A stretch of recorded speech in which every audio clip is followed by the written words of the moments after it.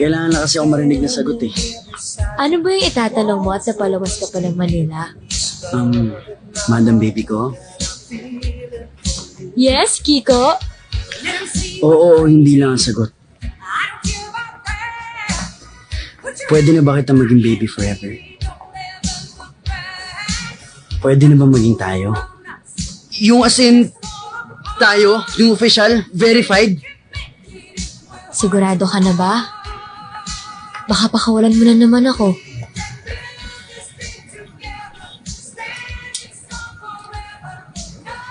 Sa layo ng binyahe ko,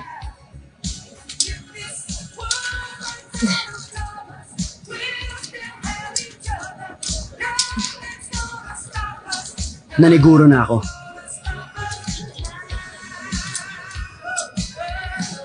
I love you, Madam Baby.